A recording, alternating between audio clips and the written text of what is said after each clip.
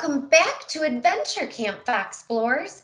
It's me, your camp counselor, Brienne, and I am ready to explore more of Scotland's culture and traditions with you. Say, what was the most fascinating thing you learned about Scotland? Did you tell all of your Foxplorer friends? Awesome! Well, come along. Today, we are going to learn all about the Highland Games. Have you ever heard of the Highland Games? They're kind of similar to the Olympics, but instead of the world competing, it's just for the country of Scotland, and they include more than just sports. It sounds fun, doesn't it? It is said that the games originated around 2000 BC. These games are a mix of sports, music, dancing, and socializing with your community and friends. It wouldn't be a Highland Games without the actual athletic competition. Games include caber toss, which is when athletes balance on a long log, then run forward and toss it in the air so it spins. Stone put, which is similar to modern day shot put, tug of war, Scottish hammer throw, weight over the bar, sheaf toss, and more. Sounds pretty crazy, right? And what about the music? Bagpipe bands are a favorite for many people. Remember, Foxplorers? We listened to a bagpipe band earlier in the week. But if you decided that it isn't your thing, don't worry. There are many other options, including fiddling, harp circles, and Celtic bands. Foxplorers like you love to participate in traditional Celtic dancing or watch others compete in Highland dancing at the games. The Scottish Highland Games typically have animals involved as well. Some games have sheepdog herding, which is usually a hit with all the Foxplorers.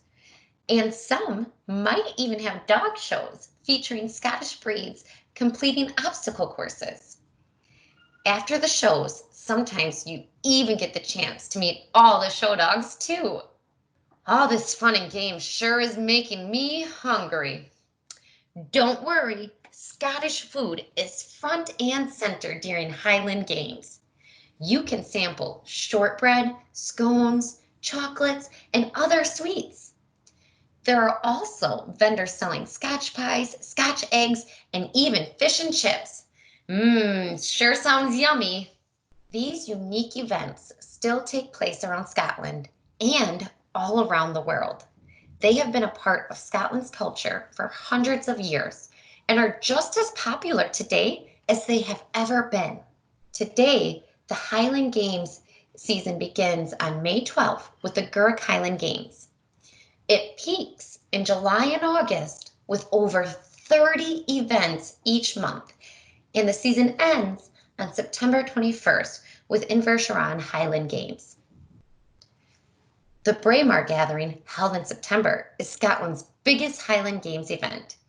It is so big that even the royal family attends. Do you want to be a part of the Highland Games? Here are some cool ideas that Foxplorers like you can do to help keep the tradition alive and get your family ready for some Scottish fun with these homemade Highland Games.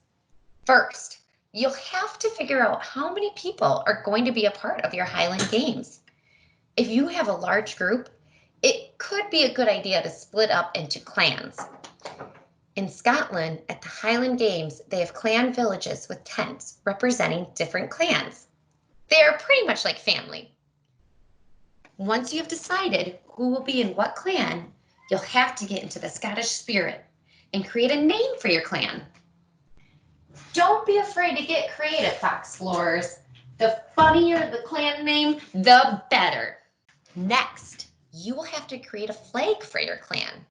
What you'll need is construction paper, any color you would like, crayons or markers, scissors, and tape. You can make your flag any shape you want with whatever design you would like. You can even write your clan name on your flag.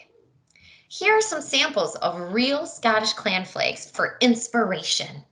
When you are finished creating your Scottish flag, you will need to tape your flag to the top of a stick. You can then wave the flag for your teammates while they compete in the Highland Games.